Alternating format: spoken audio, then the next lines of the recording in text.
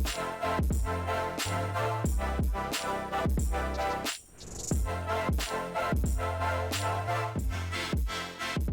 Patrick, bienvenue. Bonjour Martine, bonjour à toutes et à tous. Alors, tu es coprésident, co-CEO France de Toulouna, Harris Interactive, et je suis ravie de rendre compte à tes côtés de cette belle étude que nous avons menée pour le Marketing Day sur le thème des mutations dans la sphère du marketing. Alors peut-être avant de rentrer dans le détail finalement des grands enseignements de cette étude, est-ce que tu peux te présenter, toi, et puis Toulouna Harris Interactive? Avec grand plaisir. Bon, je vais être rapide parce qu'on va surtout parler de vous aujourd'hui.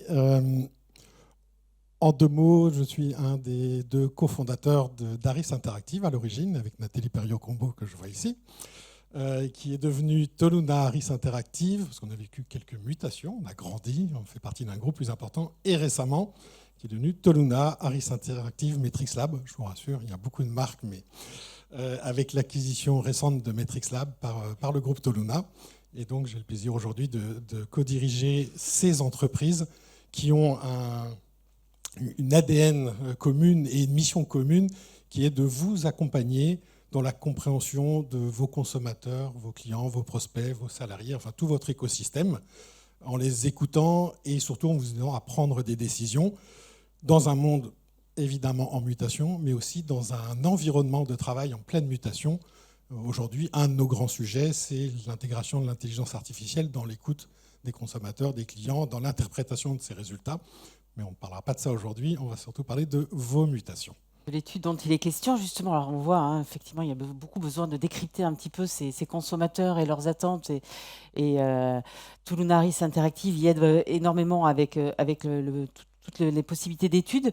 Justement, alors nous, on a enquêté sur ce monde en mutation au sein du marketing. Est-ce que tu peux nous expliquer la méthodologie de l'étude qu'on a menée pour le Marketing Day?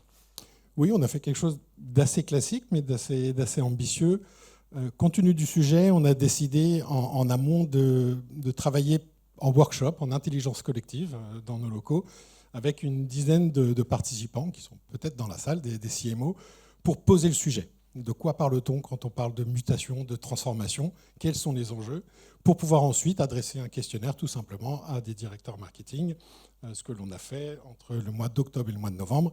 Et c'est l'ensemble de ces résultats qu'on va vous présenter de manière très accélérée, mais il y a une étude plus complète qui pourra vous être transmise. Alors justement, nous sommes appuyés, tu l'as dit, sur un atelier d'intelligence collective. On voit quelques images. Est-ce que tu peux nous expliquer le concept et nous dire en quelques mots ce qu'il en est sorti?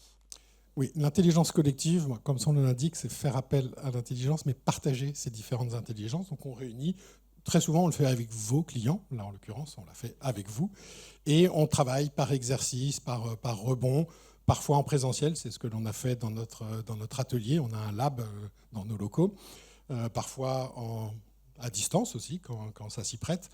Et voilà, on essaye vraiment de creuser les choses, de travailler en groupe, en sous-groupe, etc., de faire des jeux, de s'amuser en même temps, mais pour sortir un tout petit peu des premières idées basiques qui viennent quand on pose un sujet. Et il en est ressorti un certain nombre de choses. Il est sorti beaucoup de choses. Vous avez un petit tableau là, avec la craie. On a commencé par écrire plein de sujets. Il y en avait 1000. On a réussi à réduire à la fin de ces 3 heures d'atelier à 3 grands enjeux, en tout cas ceux qu'on avait décidé collectivement de mesurer. L'enjeu de la considération client, c'est-à-dire à la fois la connaissance des clients, et on parle de mutation, on a vraiment des phénomènes très importants d'évolution des comportements, mais aussi l'expérience client. Le sujet de la responsabilité sociale et environnementale, le sujet on va y revenir beaucoup, je crois, aujourd'hui. Et enfin, sans surprise, la tech, et notamment l'intelligence artificielle qui vraiment vient bousculer à la fois l'expérience client, probablement, mais aussi le mode de fonctionnement des équipes marketing. Alors justement, est-ce que cet atelier d'intelligence collective, il avait flagué les bons sujets? Oui, il avait flagué les bons sujets, et avant d'y venir d'ailleurs, il avait aussi flagué un certain nombre de phénomènes de comportement, d'organisation d'entreprise. Sur le fond, un besoin hyper renforcé de marketing, c'est plutôt une bonne nouvelle. Mais très clairement, dans les discussions, on a ressenti un manque de soutien du marketing dans les organisations, un manque de prise en compte des enjeux marketing. Solitude parfois. Parfois de solitude, et aussi, on en parlait tout à l'heure, je crois, avec Rachel, de cette tension entre le temps court et le temps long, et une pression des organisations vers le marketing sur le temps court, qui peut nuire à une vision, à une projection dans le temps long, qui est indispensable dans ces phénomènes de mutation. Je crois qu'on en a parlé juste avant de manière très pertinente. Et effectivement, en Quanti, on a commencé par une question ouverte. Et on a demandé, vous avez ici un nuage de mots, des thèmes qui sont le plus revenus sur ce sujet. Et on va retrouver nos sujets. On va trouver IA, data, RSE, expérience client, omnicanalité. On va retrouver aussi les phénomènes du moment. Le phénomène du moment, c'est inflation, pouvoir d'achat. C'est quelque chose qui n'est pas en soi une mutation, c'est plutôt un phénomène. Il y a 3 ans, on aurait eu crise sanitaire, Covid. En ce moment, on a peut-être aussi d'autres éléments qui viennent percuter, les conflits, etc. Donc, il y a toujours un sujet ou 2 sujets qui arrivent, qui sont plus des sujets d'actualité, mais qui viennent impacter la manière dont on peut prendre en compte ces mutations sur le temps long. Très bien. Alors, on voit que les CMO ont pris conscience des enjeux, hein. Mais quid des organisations? D'après les CMO, les organisations devraient quand même investir davantage sur ces sujets. On a d'abord hiérarchisé, donc c'est la partie haute, importance accordée par les entreprises A. On a hiérarchisé ces 3 sujets tels que les CMO percevaient leur entreprise. Et c'est la considération client qui arrive en tête de ce podium. Mais le plus intéressant, c'est la partie basse. Est-ce que les entreprises devraient investir davantage sur ces problématiques ? Oui. On a aussi entre 73 et 92%. On va dire qu'il n'y a pas photo. Clairement, il y a une attente davantage de moyens, y compris sur la considération client, dont tout le monde dit qu'elle est au centre de tout dans les organisations. Et pourtant, vous êtes 9 sur 10 parmi vous à dire qu'il faudrait investir davantage. Sur la tech, 8 sur 10. Enfin, voilà, c'est très net. Très bien. Alors, il y a un hiatus, hein, on le voit entre le terrain, les états-majors, les directions générales. L'étude met en perspective un autre insight intéressant, c'est un complexe un petit peu des CMO vis-à-vis de la tech. Alors, ça nous a un peu surpris, parce qu'on avait pas mal de technophiles dans notre atelier d'intelligence collective, mais est-ce que tu peux nous expliquer ta vision de ce sujet ? Oui, alors c'est un simple constat. On a posé une question assez simple, c'est selon vous, est-ce que votre entreprise est en avance ou en retard sur ces enjeux, les 3 dont on vient de parler, comparé aux autres entreprises du même secteur? En toute logique, on devrait avoir un équilibre entre ceux qui sont en avance et ceux qui sont en retard. On ne peut pas être tous en avance, on ne peut pas être tous en retard. Et sur la tech, on a un écart très net entre les entreprises qui se considèrent en retard par rapport à celles qui se considèrent en avance. C'est donc une perception, ça ne peut pas être une totale réalité. Et donc c'est pour ça qu'on appelle ça le complexe de la tech, parce que le sujet est extrêmement complexe, mais aussi parce que globalement, on a toujours l'impression que les autres sont en avance sur nous. Pas la peine d'avoir de complexe. Il y a besoin effectivement de progresser sur ce sujet, mais je peux vous dire que vous n'êtes pas les seuls à vous sentir en retard, si c'est le cas. Très bien. Alors là, on a aussi interrogé tu en as parlé tout à l'heure, les CMO sur la thématique de la RSE, qui n'est pas très bien maîtrisée non plus dans le déclaratif de l'étude. Et pourtant, il n'y a pas de complexe sur le sujet, contrairement à la tech qu'on vient de voir. Pourquoi ? Il n'y a pas de complexe sur la RSE, mais c'était très net dans cet atelier d'intelligence collective.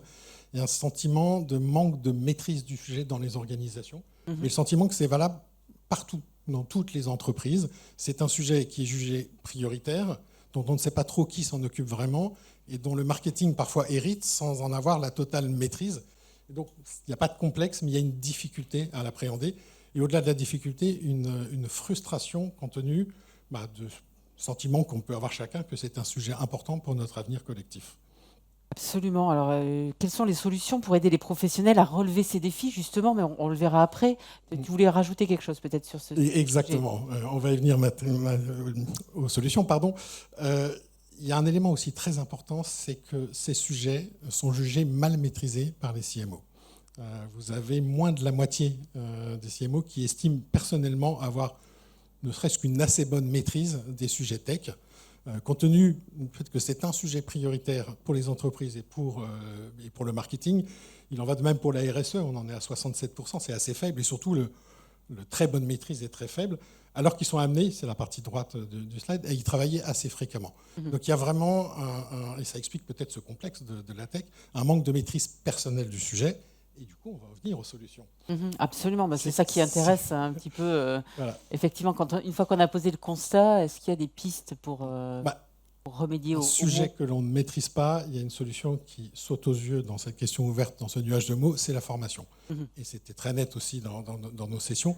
Il y a un besoin, une attente de formation. Globalement, il y a un besoin de moyens. On cherche du budget, on cherche de la formation et de la prise de conscience. Mais au-delà des moyens, il y a aussi un besoin d'être accompagné au niveau du top management. Et quand on parle de formation dans l'atelier, c'est intéressant d'avoir du quali.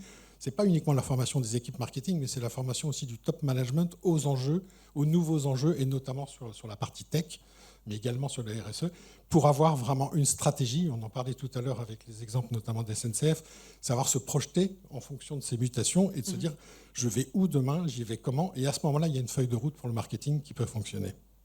Absolument. Alors finalement, est-ce que ces sujets de mutation sont perçus comme une bonne ou comme une mauvaise chose par les CMO? Une bonne chose. En tout cas, les sujets qu'on a identifiés sont des sujets aspirationnels. Alors, il y a beaucoup d'informations sur ce slide, mais globalement, la partie bleue, c'est est-ce que ça va améliorer, et la partie rouge, je suis daltonien, mais vous verrez mieux que moi, c'est est-ce que ça va dégrader soit l'intérêt du travail, soit la diversité des tâches. Sur les deux premiers, que ce soit tech ou RSE, ça va l'améliorer, c'est très net. Sur la partie autonomie, prise d'initiative, organisation du travail, il y a un sentiment que la tech va... Il y a peut-être même un fantasme autour de la tech, mais en tout cas va améliorer tout ça et également diminuer la charge de travail. Et on l'avait vu dans la partie quali, aucune inquiétude finalement sur l'emploi, etc. C'est plutôt, on va améliorer notre cadre. Sur la RSE, il y a un sujet, charge de travail, un petit peu aussi autonomie, prise d'initiative, qui est, donc c'est la partie rouge ici, qui est à ce que je disais tout à l'heure, c'est-à-dire un sujet pas tout à fait bien défini, hyper important, mais dont on ne maîtrise pas les contours et on sent bien que ça va être difficile. On le voit aussi dans les injonctions contradictoires entre ces tensions sur il faut vendre nos produits et services, etc. Il faut intégrer la RSE dans tout ça. Et parfois c'est positif d'intégrer, et parfois il y a un problème. On parlait tout à l'heure d'inflation, c'est difficile, le comportement du consommateur, nous on le mesure tous les jours. Le prix aujourd'hui est central dans ces critères de choix, plus que tout autre critère. Et ça rend aussi les métiers plus intéressants, parce que si on lit les graphiques, effectivement, l'intérêt du travail, que ce soit la tech ou la RSE, ça va améliorer l'intérêt du travail des marketeurs. Il y a une vraie aspiration pour ces sujets, très très nette et presque consensuelle. Donc oui pour l'intérêt, mais quelques difficultés, et notamment sur le sujet RSE. Alors Patrick, peut-être la dernière question, est-ce que les responsables marketing sont prêts pour l'accélération selon toi? Alors, on avait tout bien préparé, et sur cette question, j'y ai pensé, repensé, et c'est pas si évident.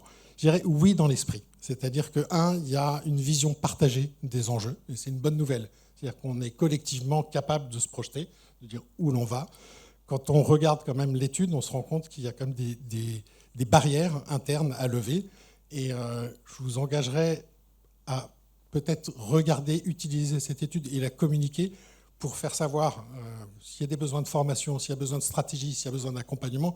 Faites-le savoir, prenez les sujets, devenez maître de la situation, parce que ce qui nous a sauté aux yeux avec Martine et d'autres dans l'atelier, c'est qu'on avait l'impression que les choses étaient beaucoup trop subies, que le marketing essayait de rattraper les sujets.